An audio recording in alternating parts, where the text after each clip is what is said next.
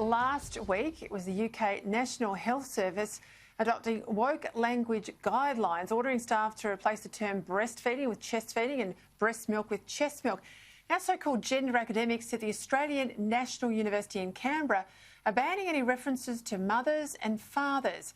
The ANU's Gender Institute handbook demands university staff refer to mums and dads as gestational parents and non-birthing parents.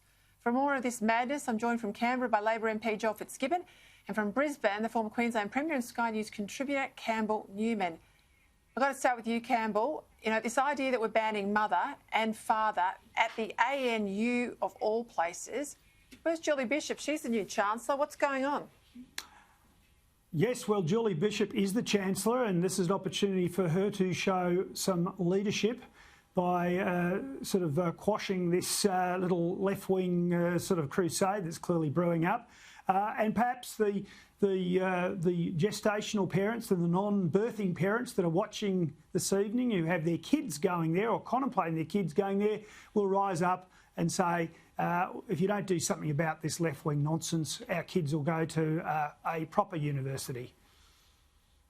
Yeah, but you don't, build somebody up by dragging somebody down. That's the problem I have with all of this, Joel. It's so divisive.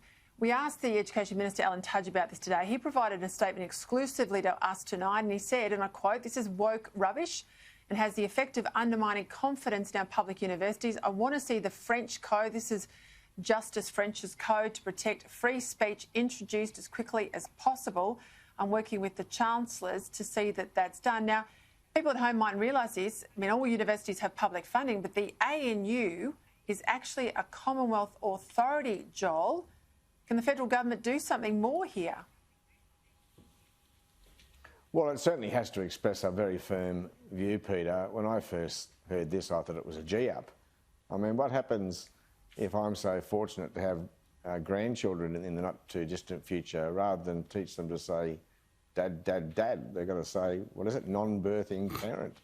And what am I going to be as the grandfather? Am I going to be a non-birthing grandfather or grandpop?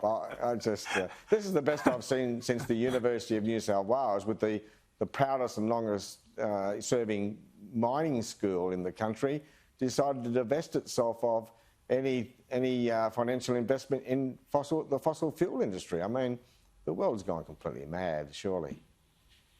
OK, well, let's stay with crazy, because Victorian Premier Daniel Andrews has been nominated for a Political Leadership Award. And this is despite 800 deaths in Victoria, a 112-day lockdown. Goodness me, this is the McKinnon Prize. Campbell, I mean, it's like the fire brigade giving the arsonist a bit of a medal after the event, isn't it? Well, look, I did a bit of reading to know a bit more about this prize, and it's a pity that this has been contemplated. We should make the point that, it's a nomination, it's been shortlisted at this stage, but it has there's a real peril here that the awards, which are relatively new, will be brought into disrepute. I mean, look, real leadership is actually not relying on polling. Real leadership is actually taking your community on a journey they don't want to go on. And I know there might be elements of that here, but he's managed to scare the bejesus out of people. And I don't actually see what's happened in Victoria as being real leadership. Real leadership would have him saying, we will take Australians who are trapped overseas with open arms. We will work with the Prime Minister to bring them home. That would be real leadership. No, the only award he should be going up for, I'm afraid, is an Oscar. For Best Foreign Actor, because there's a heck of a lot of acting going on in his press conferences every time he steps out to speak. You're not wrong. Who would you put out there for the Political Leader of the Year, Joel? I can't believe I wasn't nominated, Peter. Look, it's a fairly progressive organisation. You're at least an honest politician. You're at least an honest politician to admit that. Sorry. It's a pretty progressive organisation if you have a look at those people involved, but it's philanthropic, and I'm not going to be critical of it. Some good people involved. I looked this up too, as did Campbell. I noticed Gladys Berejiklian was a recipient, I think last year. So last year, and I was a judge. To be sharing.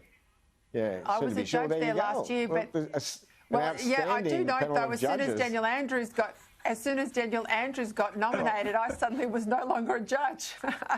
But you know, their main mantra is rewarding or recognising positive change. So they're going to typically go to progressive politicians, and whatever you can say about Dan Andrews, he is certainly one of those.